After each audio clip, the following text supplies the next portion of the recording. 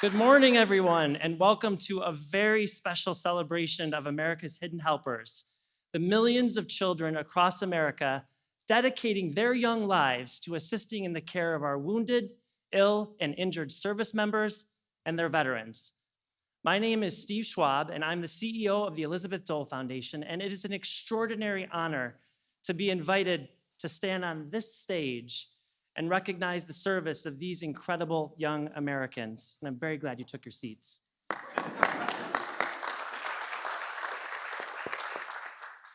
Tomorrow on Veterans Day, we salute the American heroes who served our country with duty and honor.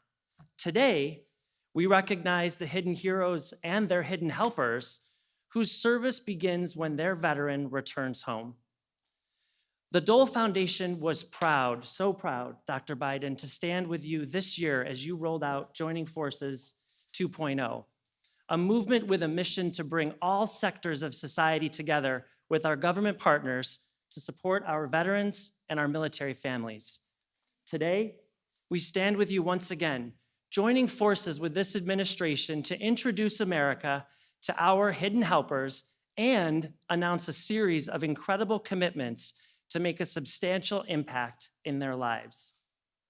This is what joining forces is all about.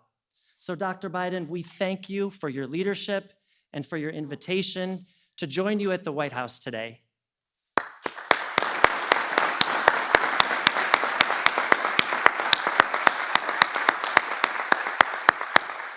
Secretary Austin, Secretary Mcdonough, thank you for holding caregivers and their families among your highest priorities.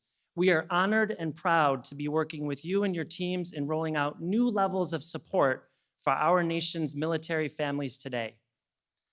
Last year, we commissioned research experts at Mathematica to conduct the first ever study of military caregiver kids.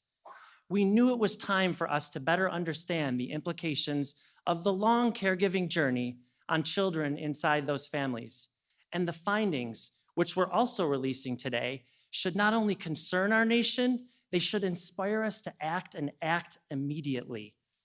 Thanks to our research, we now know that approximately 2.3 million children under the age of 18 live with a disabled veteran. The study tells us that these children in these homes experience high levels of disruption, resulting in elevated levels of distress. This can cause severe emotional impact and impact their psychological development. This is further strained by the fact that a caregiver's attention to their children's needs is often crowded out by the overwhelming needs of their veteran. These kids also have difficulty expressing their complicated emotions and at times have trouble learning in school. The study also found that young people helping as caregivers suffer from social isolation and health problems related to stress, burnout, and fatigue. I've been fortunate enough to meet some of these hidden helpers personally, as you will today, and I can tell you that these negative outcomes are not the only similarities they share with their moms and dads. They exhibit extraordinary love and compassion. They are patient and understanding. Their experiences mold them in ways such as giving them empathy for those with different physical abilities, kindness for those who need it most, and a willingness, this is most important, a willingness to help others. Anticipating that the research would be as concerning as it is, we partnered with Wounded Warrior Project to build a strong and diverse coalition. Could I ask our coalition members to raise their hands? Let's hear it for our coalition members.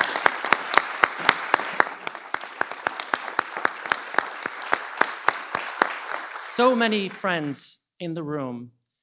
That coalition is going to address the gaps in services and support for our hidden helpers on day one, and that day one is today. I'm so proud to co-chair this coalition with Mike Linnington, CEO of Wounded Warrior Project. We're now 60 organizations strong due to our great work with Mike and his team, and we're ready to deliver support to the millions of military and veteran families across America. It is now my pleasure to introduce an exceptional leader and a steadfast advocate for our wounded warriors and their families, my friend, Mike Linnington.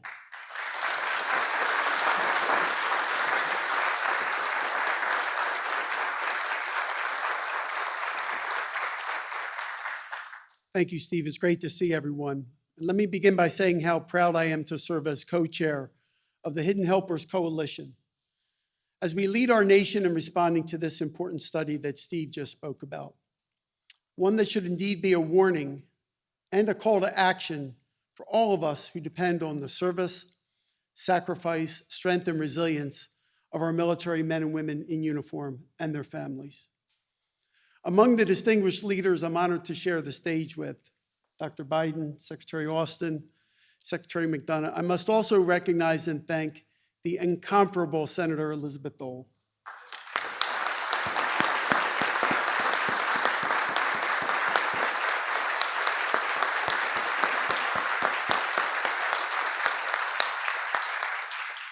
Senator Dole is the epitome of a servant leader and a role model for all of us.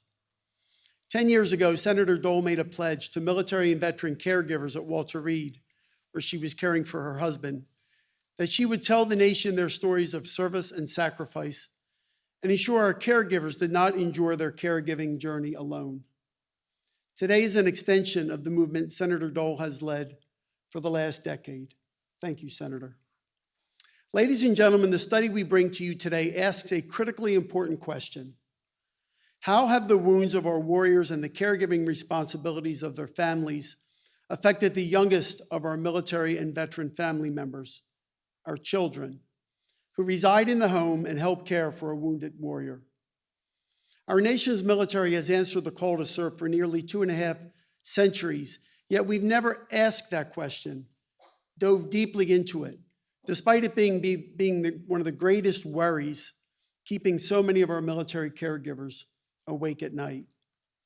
Children of our nation's military and veteran families are valued assets to their parents, their brothers and sisters, and the communities in which they live. Whether children or siblings, these hidden helpers have a meaningful role in helping care for their wounded veteran family member. And it is incumbent on us now that we do whatever we can do to support them and care for them as well. The research from this report will not only provide us with the reasons we must act, but it will also serve as our guide to actions in the future.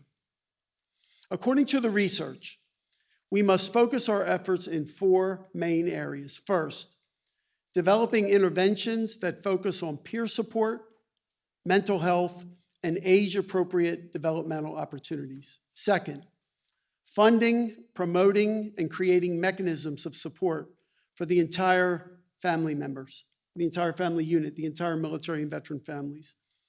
Third, reduce any lingering barriers that our military and veteran families still encounter while trying to access care, especially in their communities.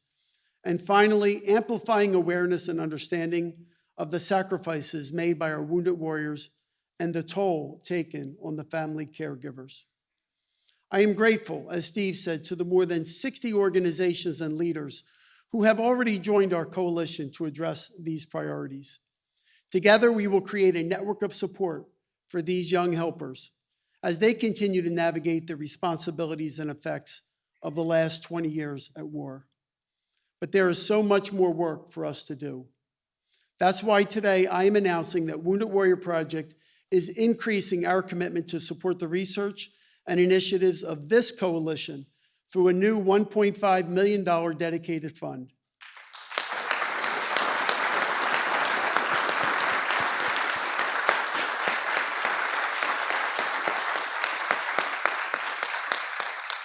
Through this investment, we will partner with coalition members to ensure that a network of support, resources, care, programs, and services for the youngest caregivers of America's wounded warriors is available and, as importantly, easily accessible. Thank you again, Senator Dole and Steve, for leading this important charge. It now gives me great pleasure to introduce the 11th Secretary of Veterans Affairs, the Honorable Dennis Mcdonough. Secretary Mcdonough is no stranger to this building, having previously served our nation as the White House Chief of Staff under President Obama, where he worked across the cabinet to carry out the president's priorities and strengthen the operations of the federal government. Prior to that role, Secretary Mcdonough served as Deputy National Security Advisor for Strategic Communications and chaired the National Security Council's Deputies Committee.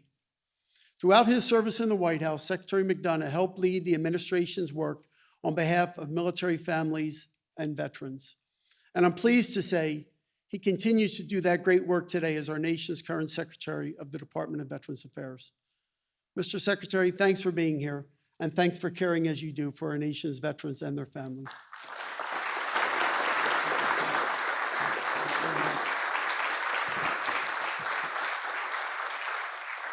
Thank you, Steve and Mike, for your leadership, not only at the Elizabeth Dole Foundation at the Wounded Warrior Project, but also in leading this remarkable Hidden Helpers Coalition.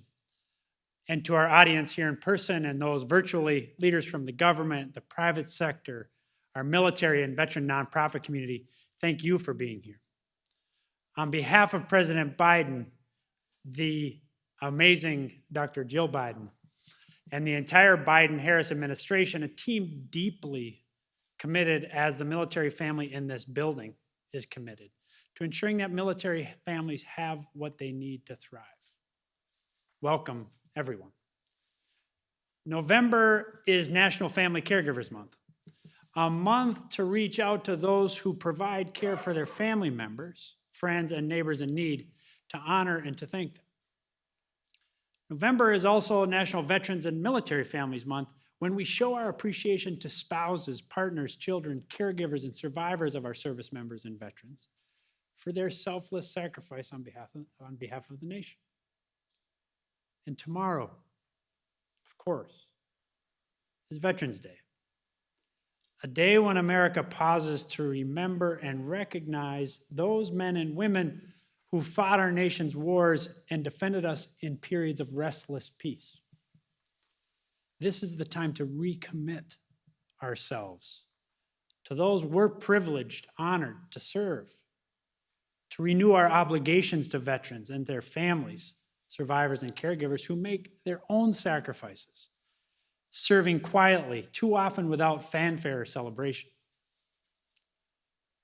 President Biden reminds us our one truly sacred obligation is to prepare and equip troops when we send them into harm's way, and to care for them and their families when they return home. And we know that when a veteran needs help, it's the whole family that is helping. Even the youngest, beautiful children. So it's only appropriate that we celebrate those children. A story about a caregiver and a veteran and his caregiver bears repeating. He's a quadruple amputee. Needs his wife's help for most everything, from brushing his teeth to getting dressed to putting on his prosthetics. People say to him all the time, "Thank you for your service." And he appreciates it deeply.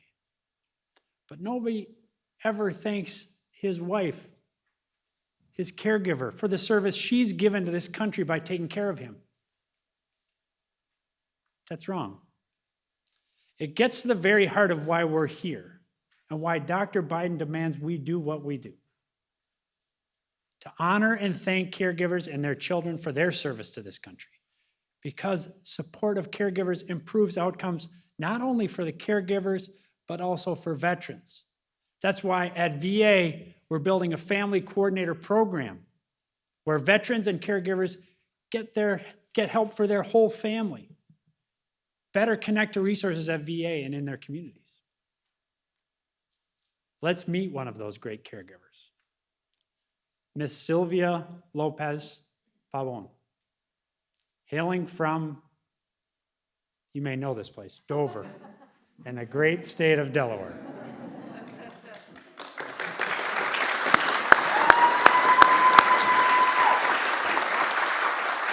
Sylvia is the proud caregiver of her husband, Alex, a rightly proud veteran who served around the world for 15 years in the Army and the Army Reserves.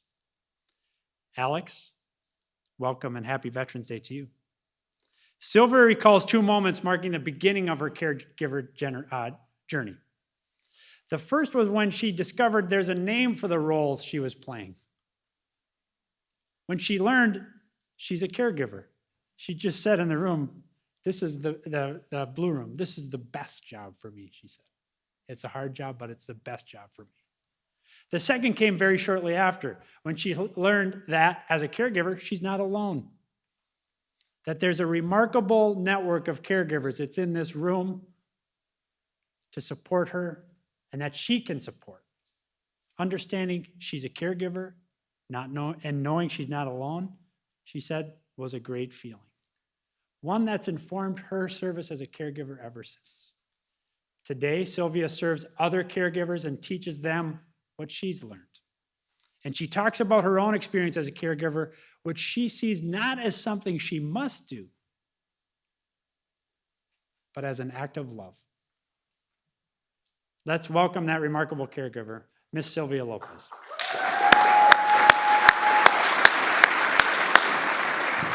You're awesome.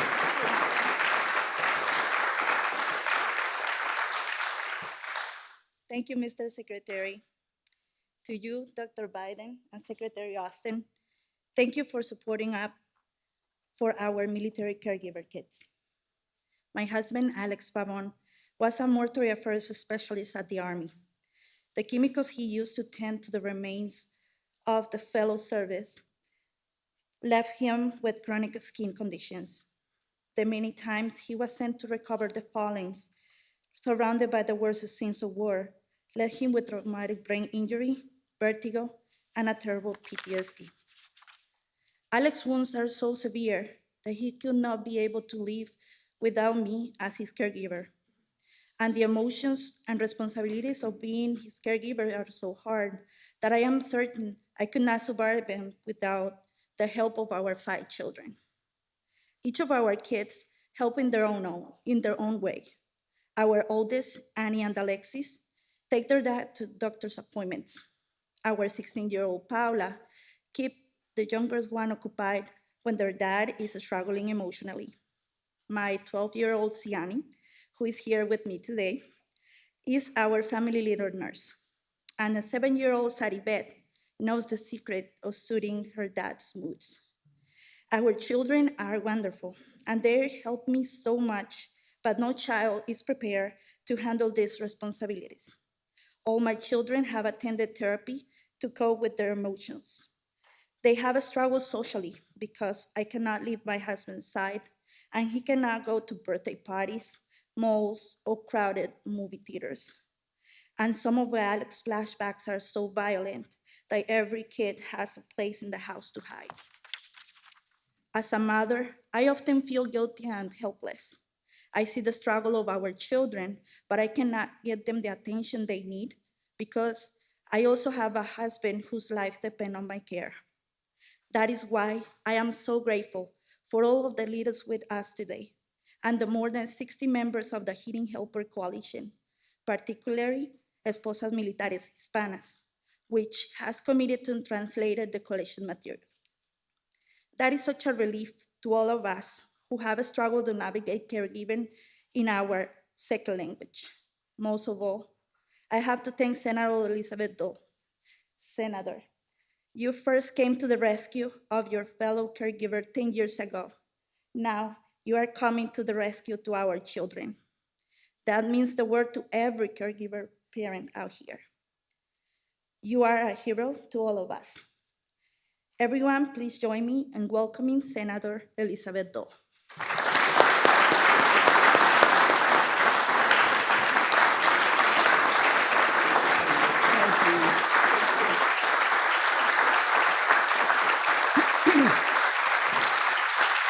Oh, my.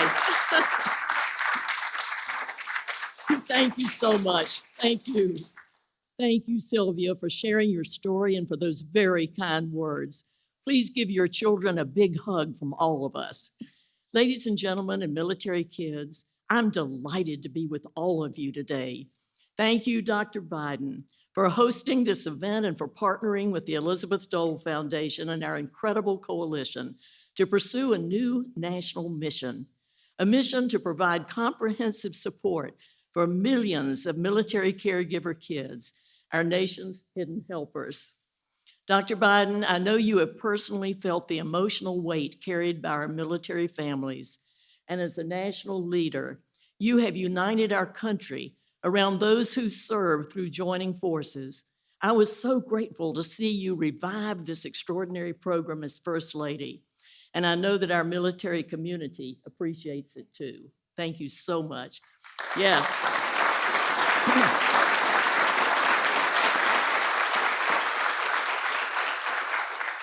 Secretary Austin, Secretary Mcdonough, thank you for helping us ensure that the days of overlooking the caregivers of those who serve are forever behind us.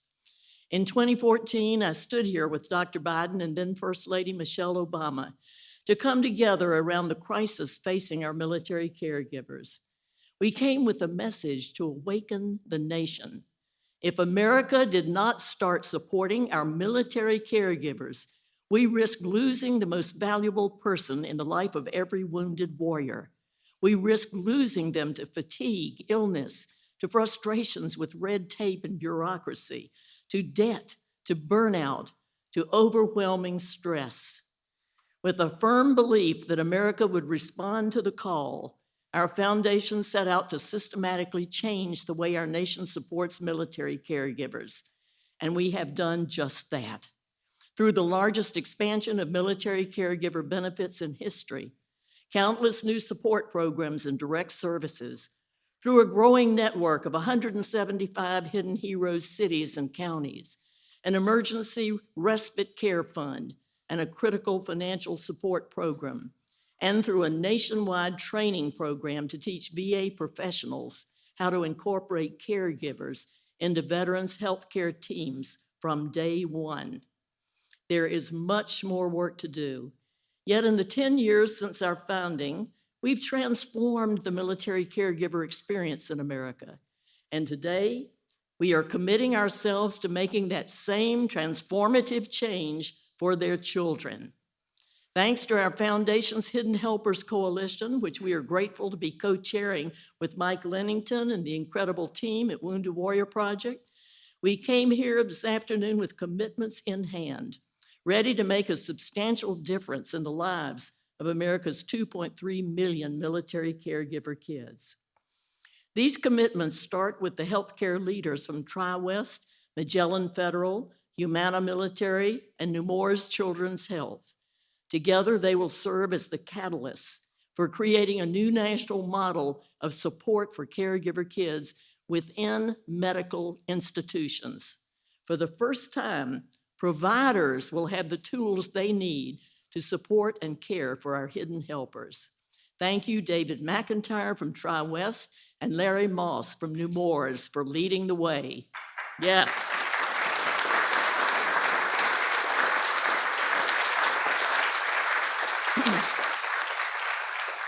My thanks also to Mike Lennington and our friends at Wounded Warrior Project for making a generous $1.5 million investment in our coalition's work. Isn't that great? Yes.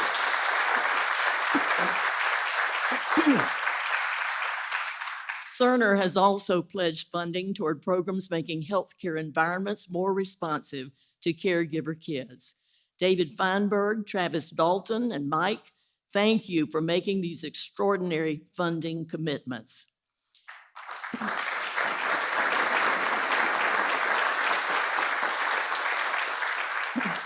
Thanks to the visionary leadership of Sherwin Sheik, CareLinks will extend their support of the respite relief program led by our foundation and the VA. This fund offers free professional care services, much to the relief of overloaded caregivers. We also have an unprecedented number of new programs being launched. I'd like to especially thank the American Red Cross, Camp Corral, Kids Rank, United Through Reading, our military kids, and Psych Armor. And helping us share the news of these incredible programs are our partners at Amazon Military Affairs, Rally Point, and the National Association of Counties.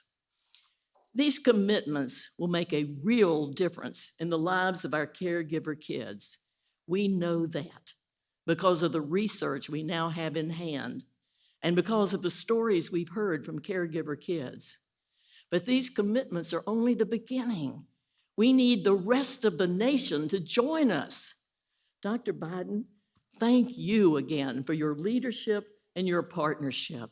You and President Biden have been wonderful friends to Bob and to me, just as you are to all America's military families. And to every American watching at home, please remember that the hidden helpers we're asking you to support are not grown-ups who chose to serve their nation.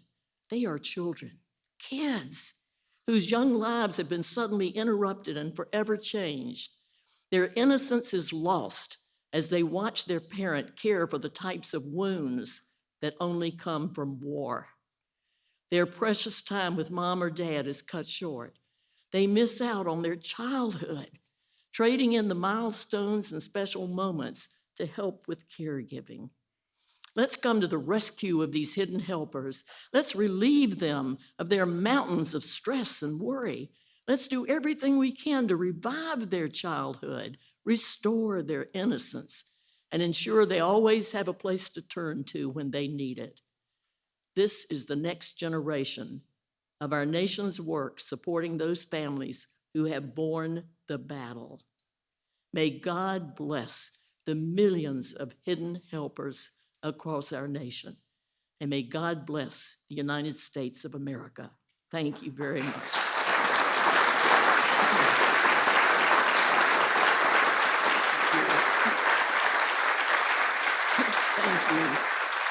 Thank you. It is now my great pleasure to introduce a distinguished leader who has spent his life loyally serving our nation. During his 41-year career in the United States Army, he rose to the highest ranks, receiving decorations for his exceptional courage, leading our service members in combat. I have been grateful to see him extend the department's full support to our service members, their families, and their caregivers as our 28th Secretary of Defense. Please welcome Secretary Lloyd Austin.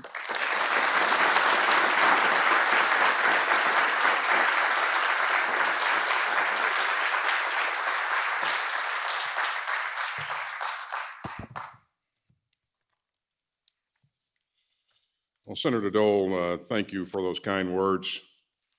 You know, during my time in the Army, I served a few tours at Fort Bragg, North Carolina, and I got to see the support that you and your husband gave to our military and veteran communities.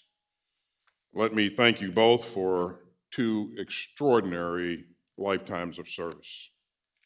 Let me also offer my huge thanks to Steve Schwab and Mike Lennington for leading the Hidden Helpers Coalition. And it's great to be here with my good friend, Secretary Dennis Mcdonough. I'm grateful for his partnership as we work together to make sure that we do right by our outstanding veterans. And Dennis and I have worked together on a number of issues, and we're working hard to improve the partnership between our 2 organizations because the Biden administration is squarely focused on supporting our troops, our veterans, and their families. So let me thank the President and Dr. Biden for their outstanding leadership. It's absolutely great to be here with our First Lady. You know, the Bidens are a strong military family, and it shows through your deep commitment to this community. So thank you very much.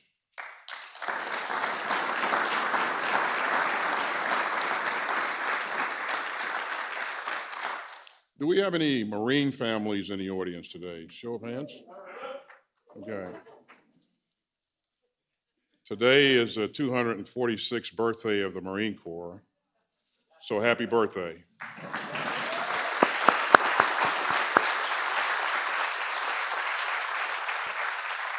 I have to admit, though, you don't look a day over 245. But this day reminds us of the sacrifices that Marines and sailors and all of our men and women in uniform make to defend this nation. And our military families serve every bit as much as our service members do. We often talk about the hardships, the frequent moves, the sleepless nights, and the stress. But their contributions run even deeper than that. Our military families make us a stronger, a healthier, and a more ready force. So we have to make sure that our phenomenal military families can not only survive the hard times, but they can actually thrive throughout their service. You know, one of my top priorities is making sure that they have world-class health care. And that means treating all wounds, those that we can see and those that we can't. And you've heard me say this before, and I'll say it again. Mental health is health, period. And so we've all got to continue to break down the stigmas that can prevent people from reaching out for help that they need and deserve. And that's especially true for children in the military and veteran caregiving homes. You know, we got to get this right, and we have to do it together. And that includes the Department of Defense and the VA. It includes state and local agencies. And it also includes nonprofit and public-private partnerships like the one that Senator Dole just announced. Now, I want to say a few words to the kids here today. We know that you sometimes worry about your mom and dad. We know how much you miss them when they're not at home. And we know that you take on bigger responsibilities for your family. So the grown-ups in the room today are going to be there to support you, because your love and your strength helps keep our country strong. And because when a parent in uniform thinks about why they need to work so hard to keep our country safe, it's your face that they see. And now I have the pleasure of introducing two of these hidden helpers. Gabby Rodriguez is 9 years old, and her sister Ava is 6. Their dad, Jorge Rodriguez, served as a Fleet Marine corpsman. And during a deployment to Iraq, 2 IEDs left him with a hearing loss and a traumatic brain injury and post-traumatic stress. You know, that's a lot to handle. And when he got back home, it was hard for him to remember routine tasks, like when to report to work or when to eat. But Gabby and Ava have stepped up, and they help their mom, Jessica, take care of him. They remind their dad to eat, and they pitch in on countless household tasks. And Gabby rides horses through a therapeutic program that helps veteran caregivers and kids like her, because, as we said before, it can be pretty stressful to have to grow up faster than most. Thanks to these brave hidden helpers, they're coping with the challenges, the frustrations, and the joys of healing as a family. And they're all walking the road together. And the strength and courage of the Rodriguez family are all inspiring to all of us. So, girls, thank you for looking out for your dad and your family.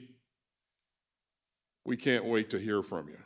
So everyone, please join me in welcoming Gabby and Ava to the stage.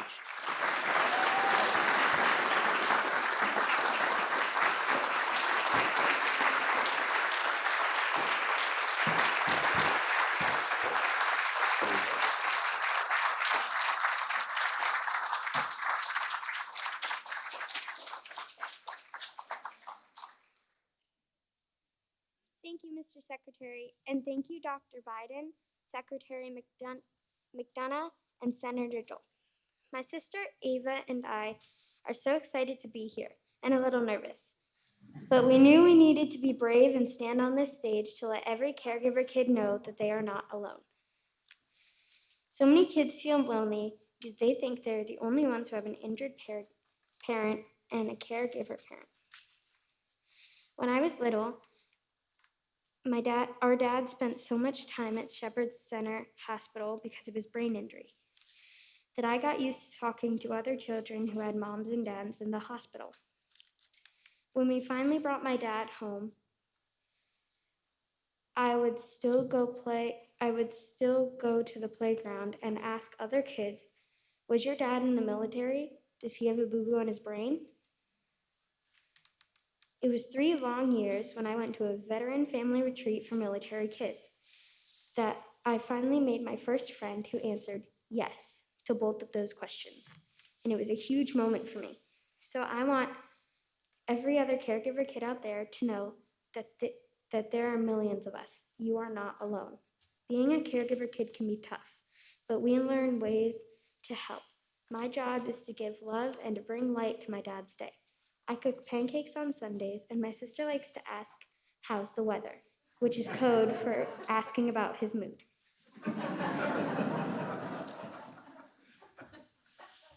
When my dad has seizures, I know how to use his phone to call for help. Though I don't really like seeing my dad have seizures, I still have nightmares about the first time he had one. I need to sleep close to my parents on those nights. Dr. Biden, it is incredible what you are doing here today. Thank you for showing hidden helpers like me and Ava that we are not alone, and I am very honored to be introducing you. I love that you are both a First Lady and an English teacher. Reading with my dad is one of my favorite things to do. We read books for fun and also ones that teach me about his injuries.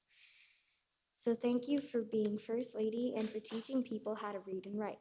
Ladies and gentlemen, it is my honor to introduce you to the First Lady of the United States, Dr. Jill Biden.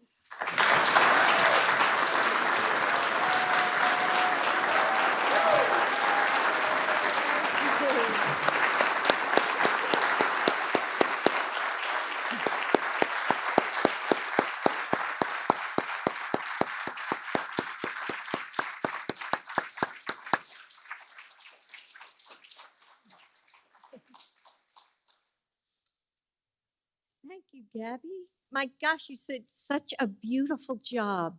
Beautiful job. Can we give her another round of applause?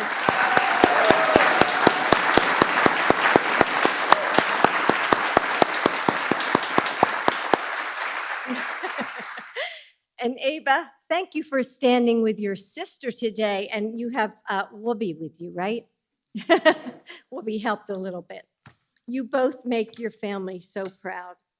And Sylvia, thank you for sharing your story with us.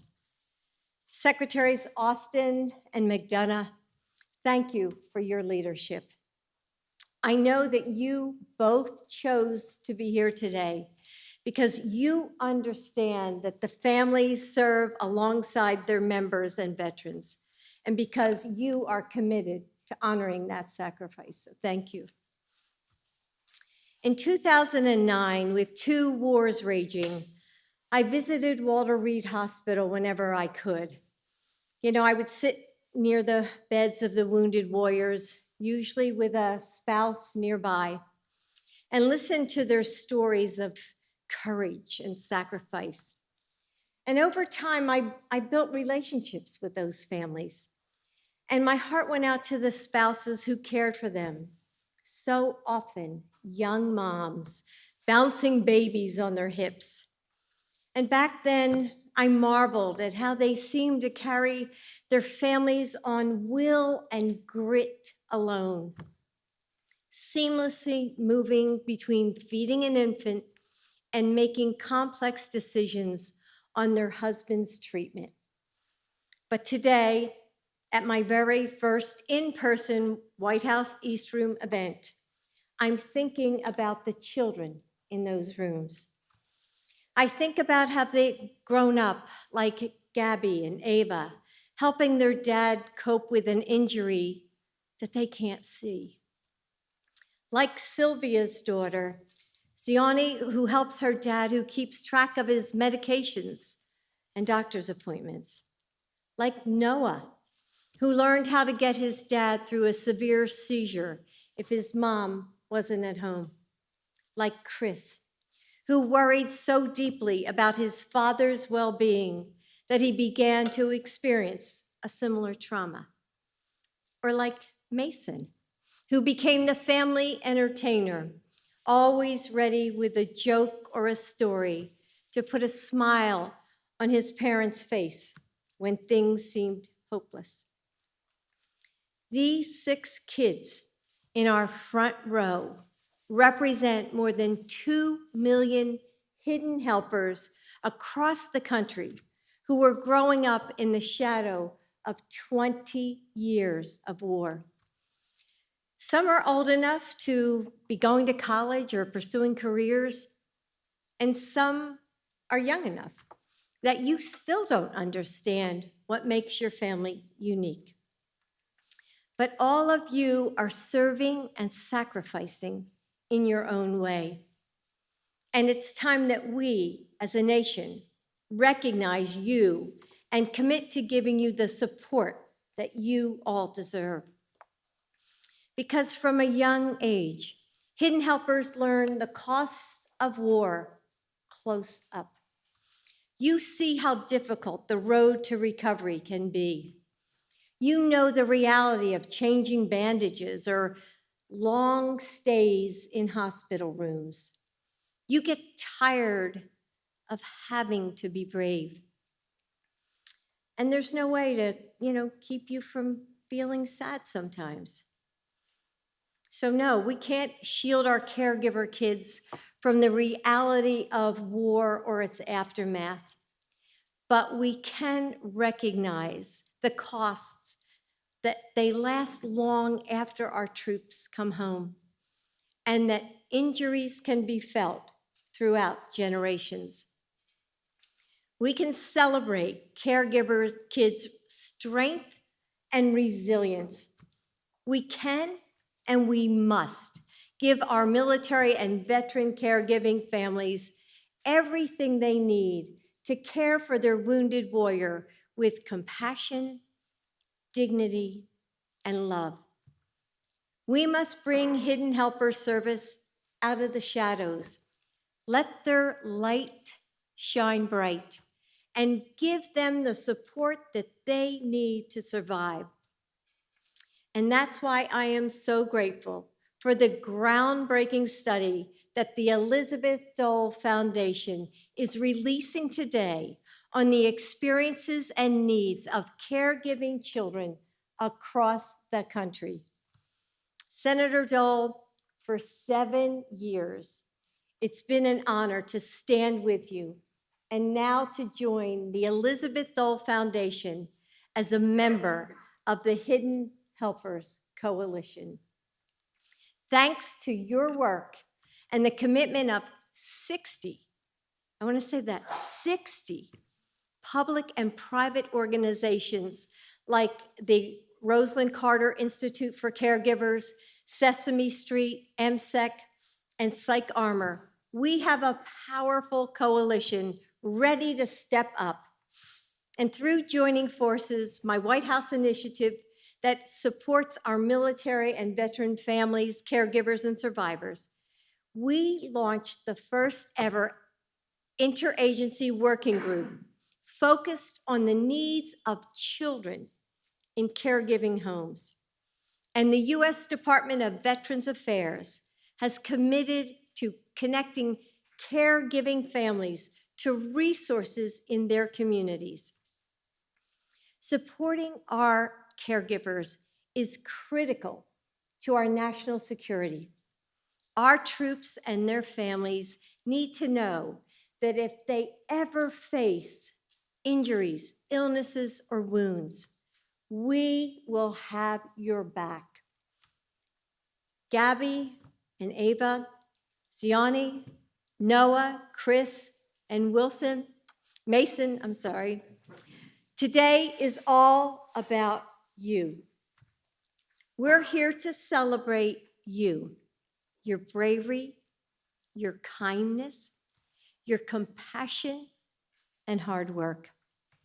We're here to thank you for everything you do to help out at home, all the extra chores that you take on, and the times that you watch your brothers and your sisters. We know that you need a break sometimes, and that you need to be around kids and teachers who understand what you're going through without needing to explain it.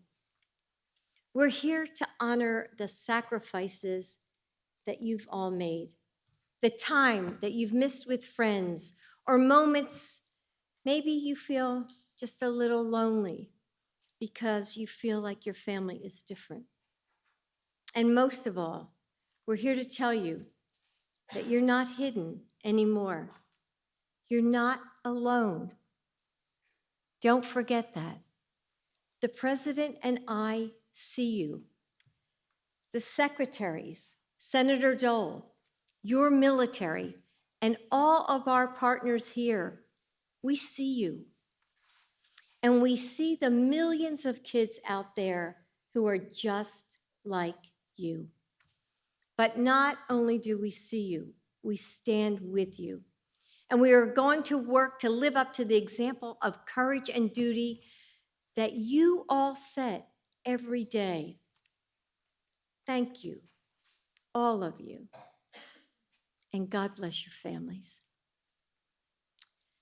And now I've heard that the Marines aren't the only birthday that we're going to celebrate, because Mason is turning 7 tomorrow. So Mason, can you stand up?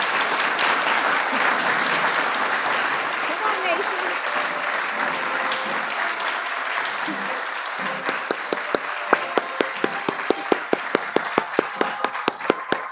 Hey, dear Mason. Day to